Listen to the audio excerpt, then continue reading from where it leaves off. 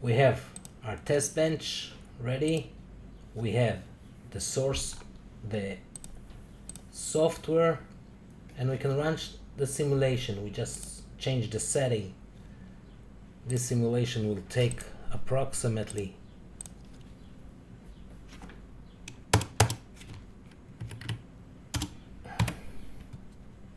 150 microsecond.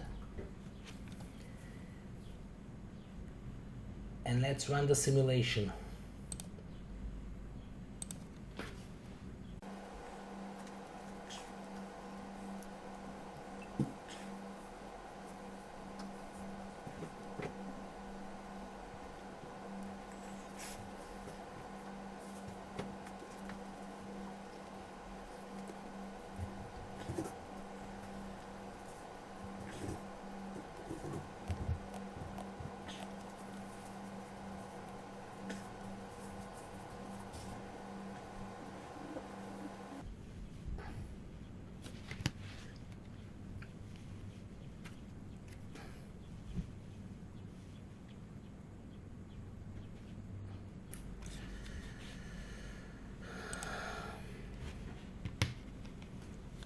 Now everything is run and we see the GPIO moving, so let's look at the signs. First, we'll take the AXI from the microblaze to see all the software reads and writes. We'll group this as AXI. Then we'll need the DMA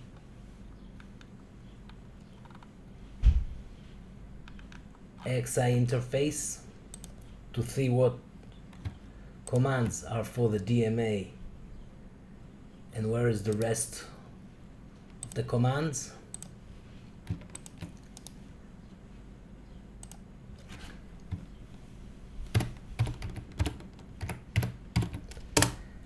And we want to look at the interconnect also.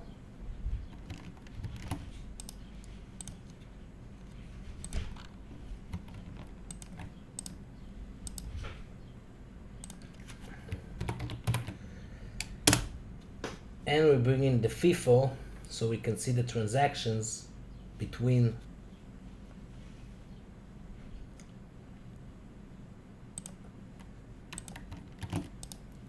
we can actually see the data coming in and out of the FIFO.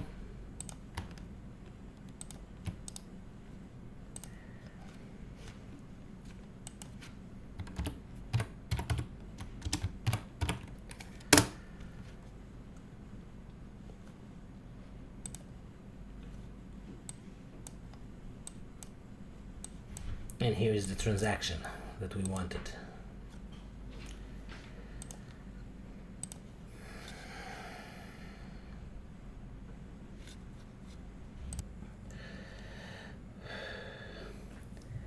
Now that we have all the signals, let's rerun the simulation.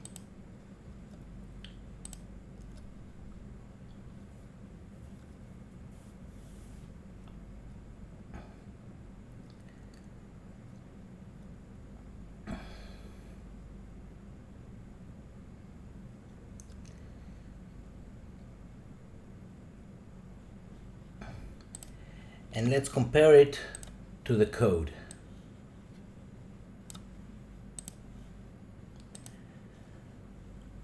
Okay, the first thing we did was starting the GPIO, and we can see here the writes to the GPIO which control them. And we configure the DMA and initialize the DMA. So we can see in the DMA section that we restart it, we checked it, and from here, from those reads, we can know if it's scatter gather, and we configure it. Next, we started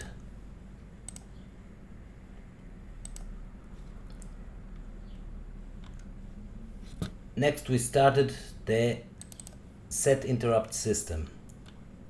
The set interrupt system is a function that we didn't really looked at it and actually it's the most important function here. We can see that we initialize the interrupt controller. This is done here, that we wrote to the controller the initialization, and we connected the interrupt controller handlers, the two handlers, to the interrupt controller register. Once we read, we know when either interrupt rose, which handler to run. This is rewritten right here, and actually this doesn't appear here because it's an internal function for the microblaze. So when he reads the txint or rxint, which handler to run. Next, we enabled the tx and the rx. This is done in hardware. We check which handler is enabled, and we enabled the 0 interrupt and again the 1 interrupt for the rx and the tx. And we start the interrupt controller. So from this point on, once one of the interrupt will rise, this function will go to the interrupt controller, reads which interrupt rose, and move to the handler that respond to this interrupt.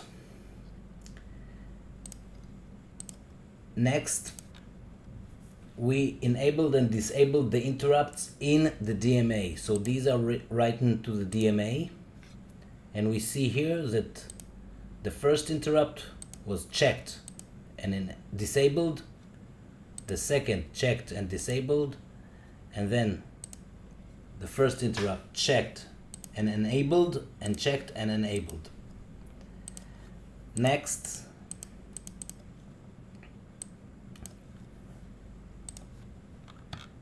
under 4, we initialize the BRAM. So this is done only in the DMA with the BRAM. So we see here all the writes to the BRAM and set the values to be transferred. And we enable the cache. Since we don't have a cache in microblaze, this is not an issue here. And now we're going into the loop. Now this is the loop.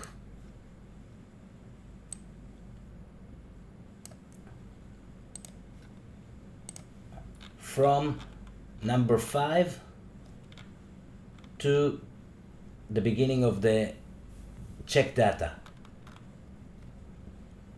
Rx buffer, which is a counter, and the data for the interrupt for the DMA transaction, which is the length and the direction.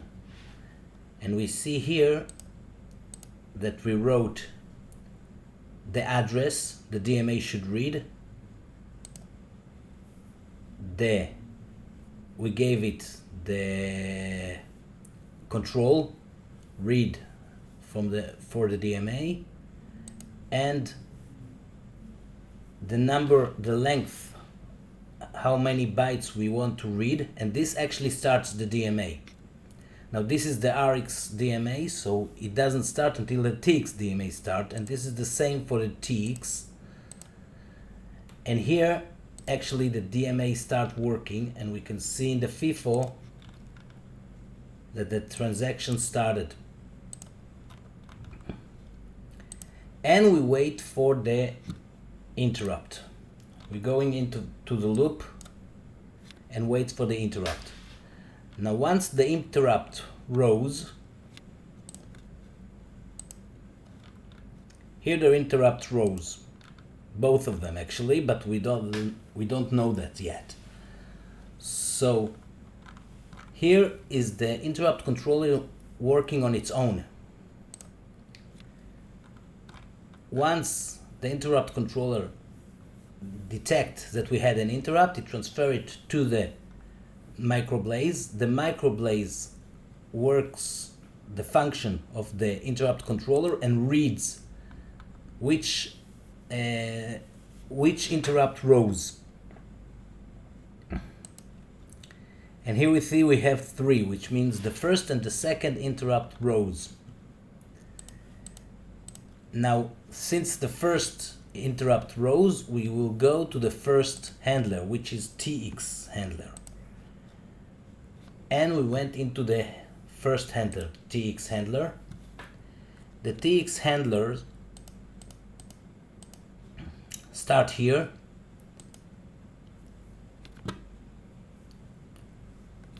And it actually first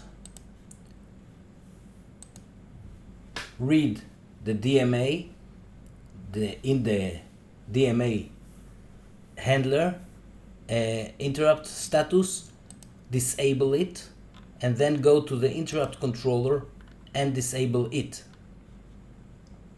and checks it, and check again which interrupt. Now the first one is down.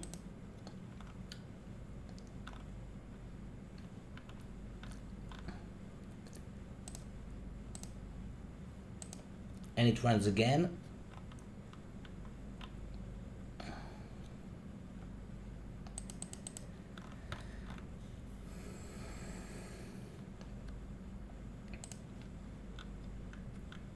And it reads again, and now we see that only interrupt number 2 is active because we finished with the TX handler. So the RX handler. So now we move to the RX handler. The RX handler does the same. It checks the DMA handler, disable the DMA handler, and disable the interrupt controller indication for the RX handler, and checks again. We enabled the 2 ones, and now we don't have any more handlers. So actually this one that is able here removed the handler, the interrupt. This write to the DMA handler removed the interrupt, and we're going back to our system, to our software. So here we saw that the handler ran, and we're going out of the wait state here. So the next thing we see is we're going into the check data function.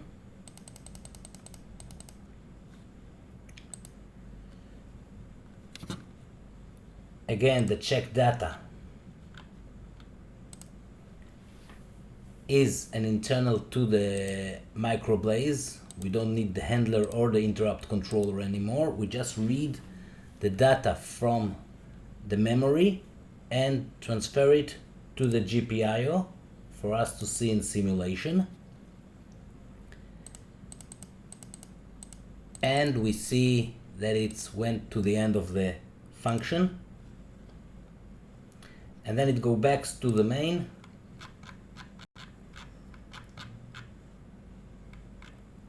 And finish the job.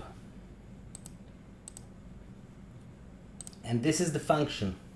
And this is the software finishing the program. And now we actually can see this on the board. We can move to the board and actually see this. For this we need to generate a bit stream.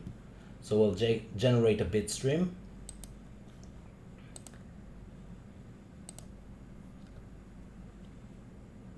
This will take a while, so I'll stop the video and I'll connect my camera, and we can see this software running on the board.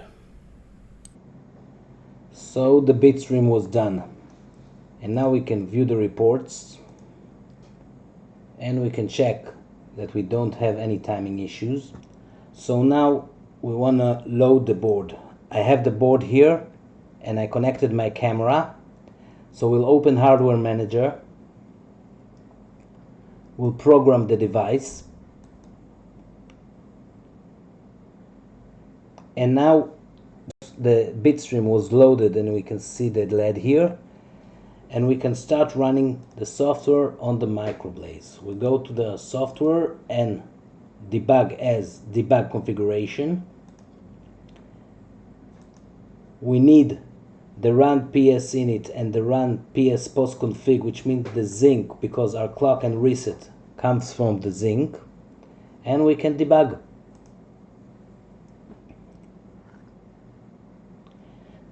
Now we can see our software.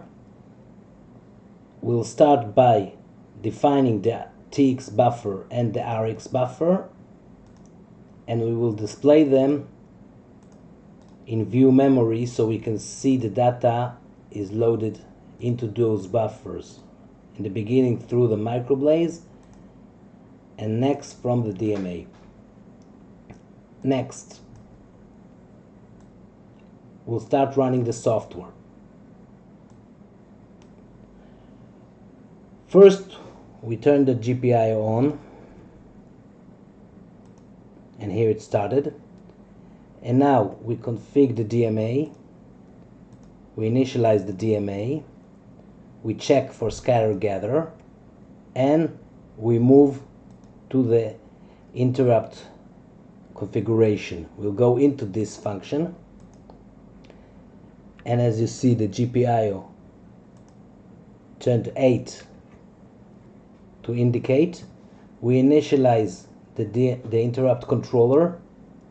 We connect the RX handler to the RX interrupt, the TX handler to the TX interrupt, the other way around, and enable and initialize the interrupt controller like we saw in the simulation.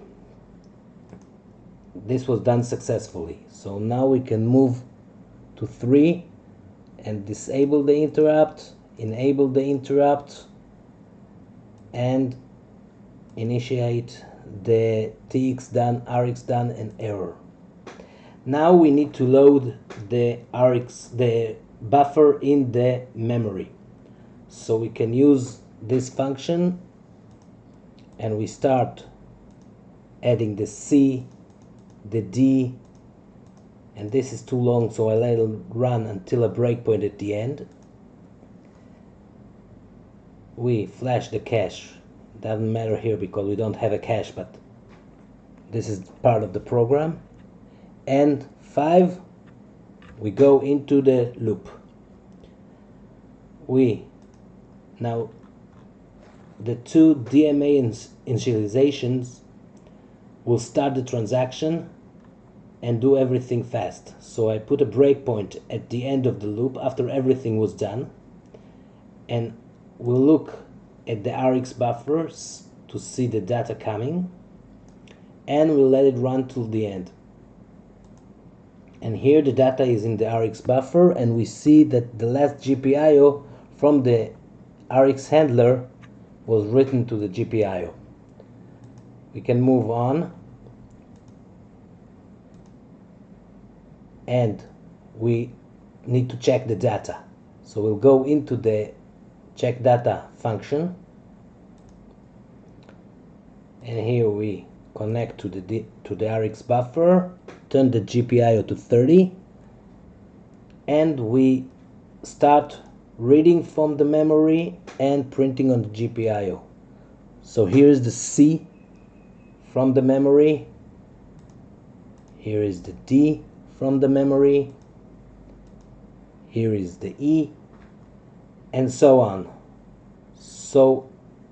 And actually this is the end of the software, so everything is running here. So I let it run and finish the software. Now for my next video I'll leave you with a little cliffhanger, because in the beginning we saw that the Zynq was connected as well. Now the XSA has changed, because the XSA we used in the writing the software was without the bitstream. So now we need with the bitstream to run the software from the Zynq as it should be. So let's try do that. So we'll export the hardware. This time we'll include the bitstream. We'll put it in our demo software file. We'll run over the old one.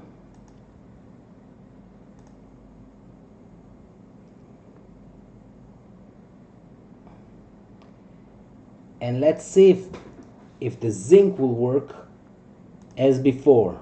So now we need a new project for the Zynq. So file, new project, application project. And we need to bring the XSA again, because in the old one we used the microblaze and now we want to use the Zynq. So we actually need to bring the XSA again.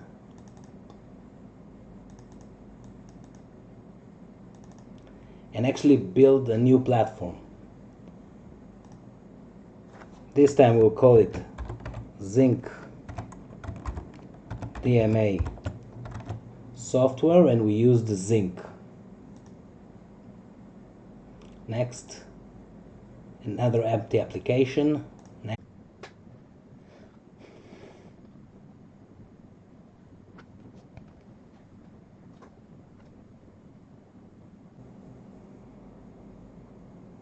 And now we have a new platform and a new project. We'll import again from the VTIS installation, Xilinx, VTIS, version, data, embedded software, Xilinx processor libs, drivers, and the DMA example. And we'll import the interrupt software again.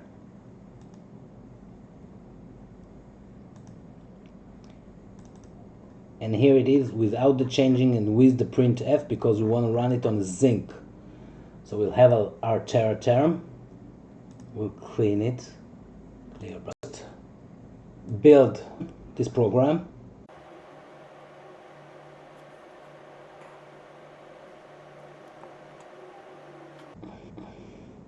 And let's run it.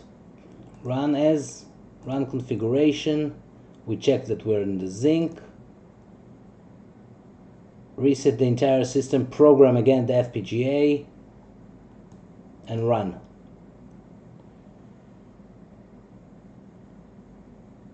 We're programming the FPGA, and we actually started the software. You see here the first printf, here the main, and the first printf was displayed, but the software didn't run and it didn't come to a finish.